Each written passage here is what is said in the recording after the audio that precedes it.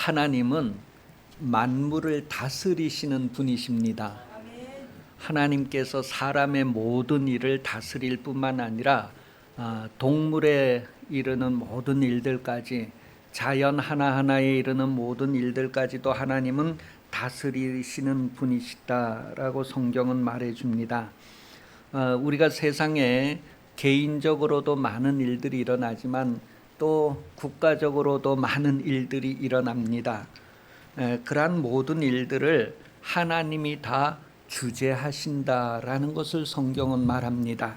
그러니 여러분, 세상에서 무슨 일을 만나든지 개인적으로 큰 일을 만나서 당황할 수밖에 없는 상황이든지 국가적으로 큰 일을 만나서 당황할 수밖에 없는 일이든지 또한 여러 자연 재난으로 인하여서 당황할 수밖에 없는 일이든지 무슨 일이 일어나든지 하나님께서 주재하신다, 주관하신다라고 하는 신앙을 가지고 무엇보다도 먼저 하나님을 찾으시기를 바랍니다.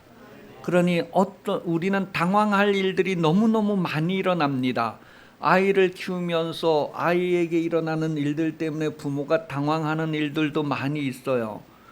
또 개인적으로도 삶의 인생의 여정에서 당황할 일이 너무너무 많은데 그 모든 일들을 주재하시는 분이 하나님이시다라는 믿음을 가지고 무엇보다도 먼저 하나님을 찾고 하나님을 부르는 삶을 사시기를 예수님 이름으로 축복합니다.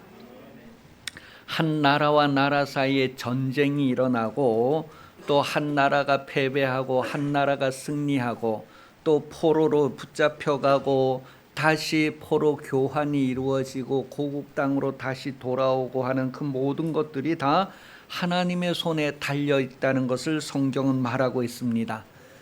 그러니 우리가 무슨 일을 만나든지 하나님을 찾는 것이 왜 중요한가, 왜 그게 급한 일인가 하는 것을 알게 됩니다.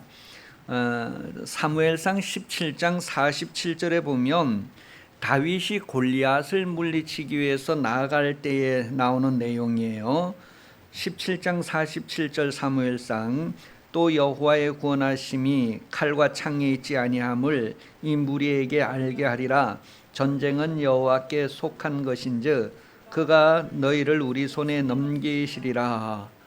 이 다윗이 그냥 아버지의 어린 양떼들을 돌보는 목동으로만 알고 있었는데 전쟁은 하나님께 속한 것이라는 것을 다윗은 알고 있었어요. 저가 전쟁에 나가본 경험도 없는데 어떻게 그런 걸 알 수 있었을까? 늑대 한 마리와 양을 두고 싸우는 그런 모든 사소한 싸움에도 하나님께서 주재하신다는 것을 그는 어려서부터 경험하고 고백할 수 있었다는 거예요. 모든 일들이 하나님께서 주재하신다는 것을 알았기 때문에 그는 큰 일이든 작은 일이든 동일하게 하나님의 주재하심을 믿고 그가 입으로 시인하는 내용을 오늘 성경이 우리에게 확인을 해주고 있습니다. 이스라엘 백성을 향하신 하나님은 성실하신 하나님이시다라고 오전에 말씀을 드렸어요.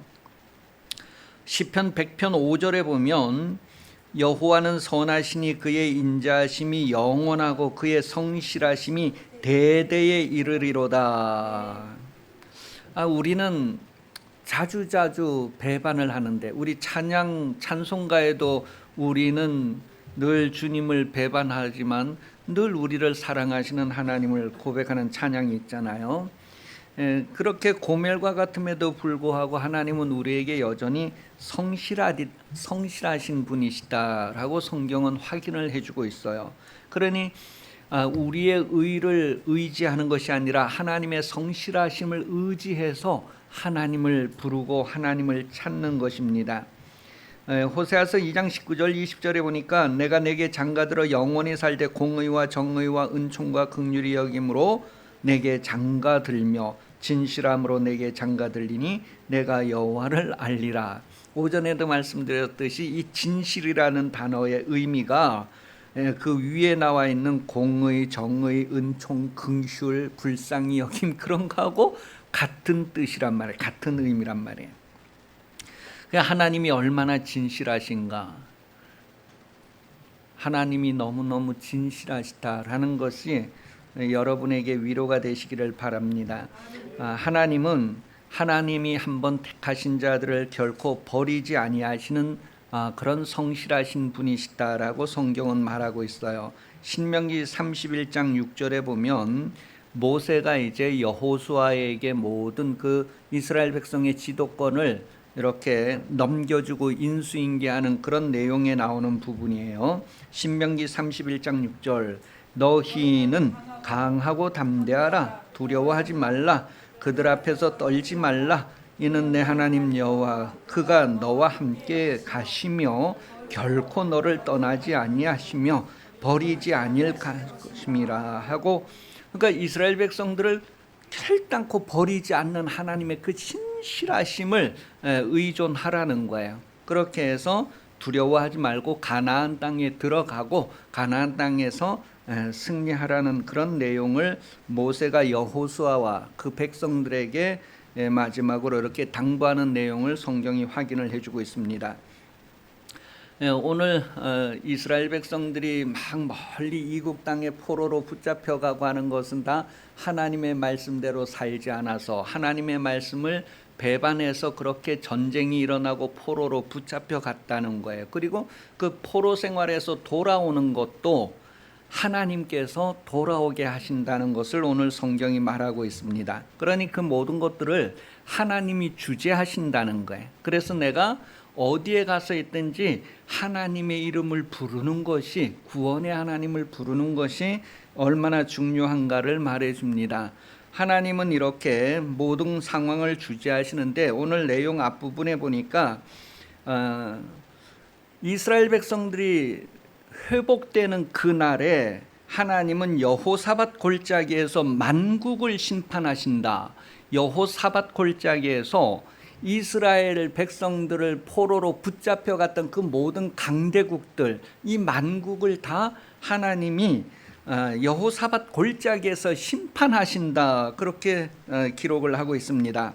이 여호사밧의 골짜기에 대한 이야기는 역대하 20장에 쭉 소개가 되어지고 있어요. 그 내용이 뭐냐면 여호사밧, 유다의 여호사밧 왕이 모압과 암몬이 쳐들어왔을 때에 그들이 너무 강대하기 때문에 이 여호사밧이 하나님께 나아가서 백성들과 함께 기도합니다. 아이들까지 다 백성들이 하나님 앞에 기도합니다. 금식하면서 기도하고 감사하고 그럴 때에 하나님께서 이 전쟁은 내 전쟁이다. 너희는 가만히 있어라. 너희는 할 일이 아무것도 없다.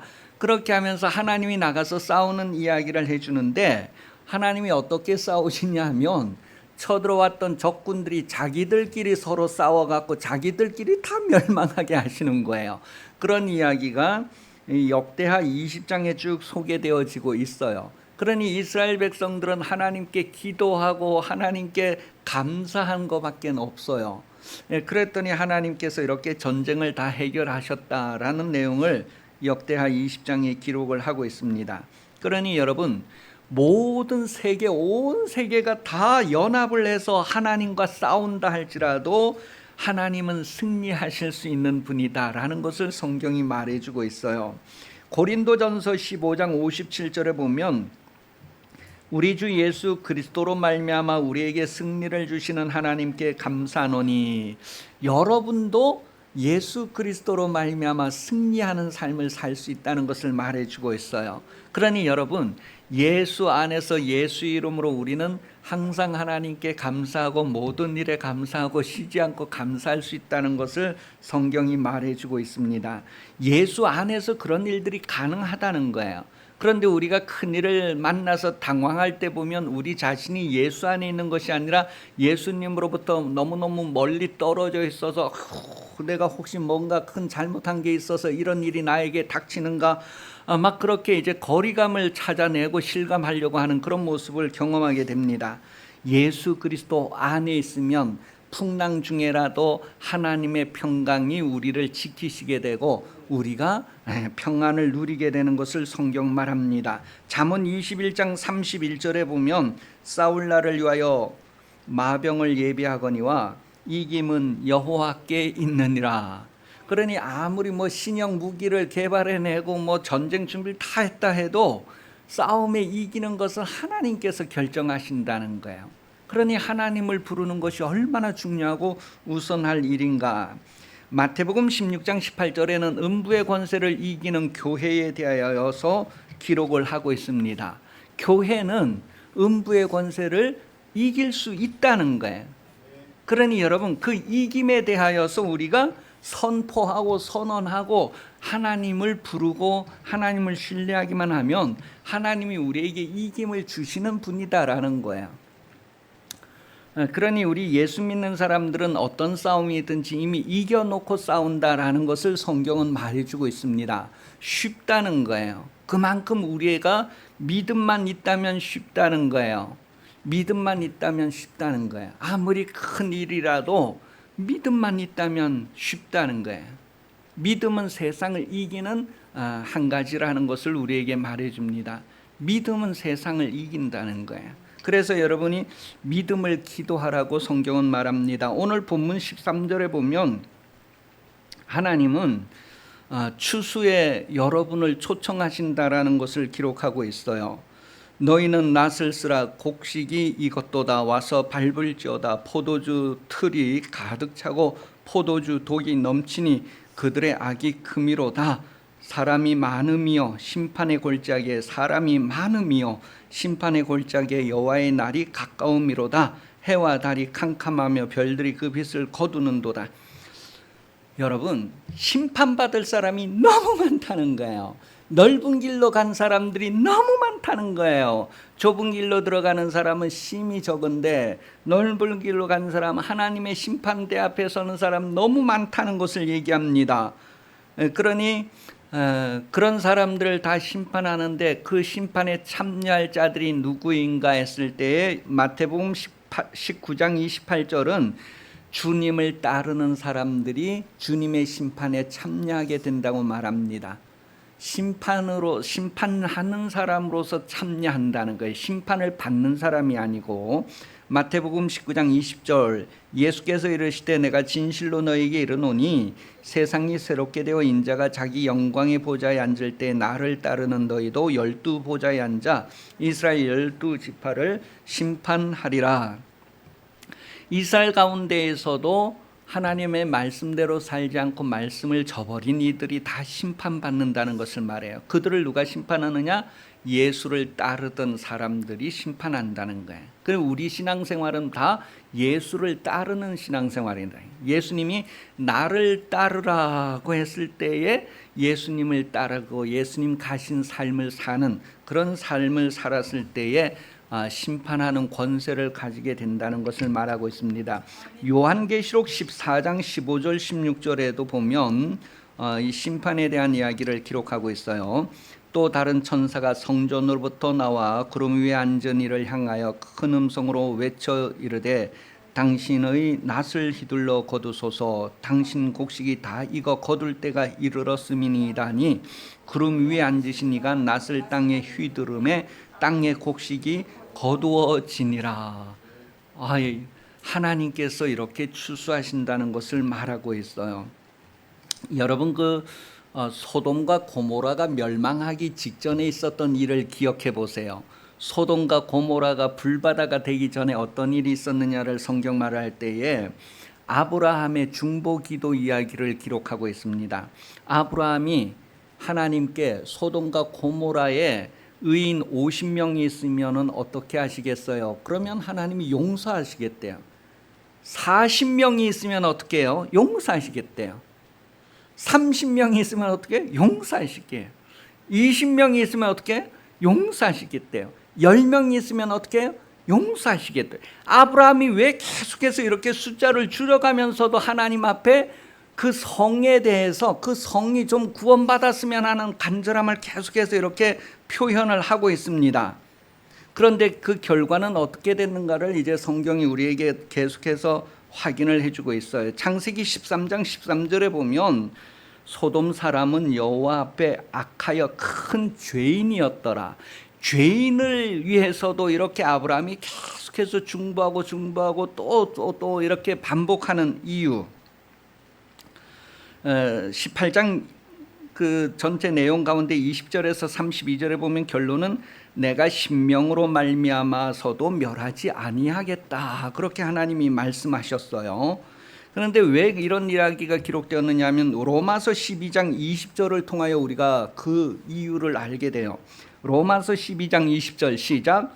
내 원수가 줄이거든 먹이고 목마르거든 마시게 하라.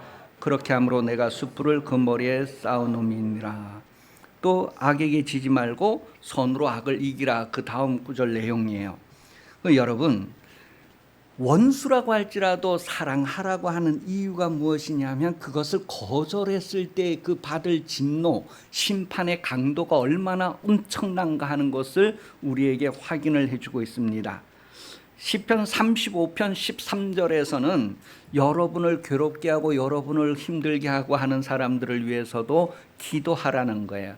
그 기도가 그에게 합당하면 이루어질 것이지만 그에게 합당하지 않으면 그 기도가 나에게 다시 돌아온다는 거예요. 그러니 여러분 삶이 고달프고 고통스럽고 힘들수록 하나님께 여러분들이 더 얼마나 가치 있는 존재인가를 드러내게 된다는 거예요. 그래서 성경은 마태복음에 보니까 24장 13절에 끝까지 견디는 자는 구원을 얻는다는 거예요. 여러분, 끝까지 견디는 자가 구원 얻는다. 그 견디지 않으면 안 될 인생의 그 모든 상황이 하나님 앞에 여러분의 가치를 얼마나 존귀하게 만드는가 하는 것을 성경은 말해주고 있어요. 히브리서 5장 8절에서 9절 내용을 보면 예수 그리스도가 고난을 통하여 온전하게 되셨다라고 기록을 하고 있습니다. 우리도 이 땅에서 그 고난에 참여함으로 하나님 앞에 우리가 얼마나 온전하게 될 것인가를 깨닫게 해주는 내용이에요. 그러니 여러분, 고난 중에도 감사하고 고난 중에도 주의 이름을 부를 만하다는 것, 그 당위성을 우리에게 알게 해줍니다. 사무엘상 15장에 보면 아말렉에 대한 이야기가 계속해서 쭉 기록되어지고 있는데요. 아말렉이 어떤 행동을 했느냐, 사무엘상 15장 2절에 보면 만군의 여호와께서 이같이 말씀하시기를 아말렉이 이스라엘에게 행한 일 곧 애굽에서 나올 때에 길에서 대적한 일로 내가 그들을 벌하노니. 이스라엘 백성들이 출애굽했을 때에 이 아말렉이 어떤 일을 했는가를 성경이 말해주고 있어요. 다시 한번 신명기 25장 17절에서 19절입니다. 너희는 애굽에서 나오는 길에 아말렉이 내게 행한 일을 기억하라. 곧 그들이 너를 길에서 만나 내가 피곤할 때에 내 뒤에 떨어진 약한 자들을 쳤고 하나님을 두려워하지 아니하였느니라. 그러므로 내 하나님 여호와께서 내게 기업으로 주어 차지하게 하시는 땅에서 내 하나님 여호와께서 사방에 있는 모든 적군으로부터 내게 안식을 주실 때에 너는 천하에서 아말렉에 대한 기억을 지워버리라. 너는 잊지 말지어다. 이러한 그 이스라엘 백성들이 왜 이렇게 오랜 시간 광야를 행진하다 보니까 힘들고 어려운 사람들은 다 뒤로 처지게 되잖아요. 약자들이 막 병약한 사람들은 뒤에 처질 때에 이 아말렉이 뒤에 와서 그 사람들을 막 쳐부수는 거예요.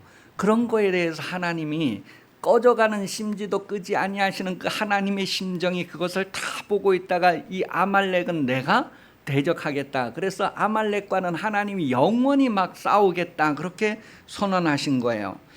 그런 내용을 성경이 기록을 하고 있습니다. 그런 결과 사무엘상 15장 3절에 보면 이 아말렉에 대해서 어떻게 해야 될 것을 말하고 있어요. 지금 가서 아말렉을 쳐서 그들의 모든 소유를 남기지 말고 진멸하되 남녀와 소아와 젖먹이는 아이와 우양과 낙타와 나귀를 죽이라 하셨나니. 그러니까 전멸시키라는 거예요. 사람뿐만 아니라 짐승까지도 다 죽이라는 거예요. 이렇게 다 전멸시키라고 했는데 사울 왕이 그렇게 안 하죠. 기름지고 좋은 것은 다 이렇게 남겨두죠. 그래서 사무엘상 15장 18절에 보면 아말렉을 진멸하되 아주 다 없어지기까지 진멸하라, 그렇게 표현을 했어요. 아말렉에 대한 이 진멸에 대해서 어떻게 진멸했는가 그 방법에 대한 이야기를 성경이 출애굽기 17장 8절에서 16절에 말해주는데, 이스라엘과 아말렉과의 전쟁에서 왜 모세가 손을 올리면 이스라엘이 이기고 손을 내리면 아말렉이 이기고 하는 그런 내용을 기록해 주고 있어요. 다시 말하면 하나님께 구하여서 승리하고 구하지 않아서 패배하는 그런 내용이에요.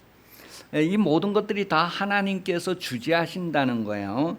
또 이스라엘 백성들이 가나안 땅에 들어갈 때에 가나안 땅의 원주민들을 다 쫓아내잖아요. 그런데 그 원주민들은 좀 억울한 면이 있을 것 같아요. 자기들이 잘 살고 있는데 저 애굽에서 올라오는 그 이스라엘이 자기들을 본토에서 다 쫓아내니까 좀 황당할 수도 있어요. 그런데 창세기 15장 16절에 보면 가나안 땅에 살고 있던 원주민들이 다 우상 숭배하고 하나님 앞에 멸망받을 죄를 졌는데, 그 멸망시키는 도구로서 이스라엘 백성들이 와서 다 그 가나안 족속들을 멸망시키는 이야기다라는 것을 성경이 우리에게 말해주고 있어요. 하나님께서 세상을 심판하시는 것은 죄 때문입니다. 그러니 여러분, 우리가 죄 없이 함을 받은 것이 얼마나 행복한가 하는 것을 실감하게 돼요. 요한복음 8장 7절에 보면 예수님이 그들이 묻기를 마지 아니하는지라 이에 일어나 이르시되 너희 중에 죄 없는 자가 먼저 돌로 치라 하시고, 여러분, 마지막 심판 때에 죄 없는 자가 돌로 치라고 하는 이 말씀이 이루어지게 될 것입니다. 예수 안에서 죄 없는 의인들이 악인들을 재판하고 심판한 날이 오게 된다는 것을 우리에게 말해줍니다. 하나님의 심판의 보좌에 함께 앉을 수 있는 거룩함, 그것이 성령으로 성도들에게 이루어진다는 것을 성경은 말해주고 있습니다. 여러분, 죄 없는 상태에서 악인들이 심판받는 그 심판을 볼 수 있을 정도로 여러분이 하나님의 거룩하심에 이르는 거룩함을 이루어서 하나님의 보좌에 함께 앉는 그런 삶을 소망하면서 성령으로 여러분 자신을 그렇게 성장시켜 가시기를 예수님 이름으로 축복합니다. 기도하겠습니다. 하나님 아버지, 하나님께서 사랑하시는 자들을 위하여 무엇을 행하는지를 우리가 알게 하여 주시고, 하나님께서 나를 사랑하시고 나를 위하여서 무엇을 행하는 것을 알게 하시고, 우리가 세상에서 무슨 일을 만나든지 당황하지 아니하고 하나님의 이름을 부르게 하시고 하나님을 찾는 삶을 살게 하여 주옵소서. 개인으로부터, 가정으로부터, 이 사회와 국가적으로부터 하나님을 부르고 찾아야 할 시대임을 깨달아 알게 하시고 더욱 하나님을 찾고 하나님을 부르는 생활들 되게 하여 주시고, 하나님의 구원을 선포하고 나타내는 인생으로 살게 하여 주시옵소서. 하나님 아버지의 온전하심에 이르러가는 성령의 역사가 머리 숙인 우리 모두에게 드러나는 인생이 되게 해주시기를 간절히 원합니다. 하나님의 온전하심, 거룩하심에 이를 수 있도록 성령의 운동 역사하심이 머리 숙인 모든 성도들에게 항상 나타나는 삶을 살게 하여 주시옵소서. 다시 오시는 예수 그리스도 은혜 베풀어 주시며 하나님 아버지 무한하신 사랑하심과 성령 인도하심이 주일 오후 예배 참석하여 머리 숙인 성도들 위해 영원토록 함께 하시기를 간절히 축원하옵나이다. 아멘.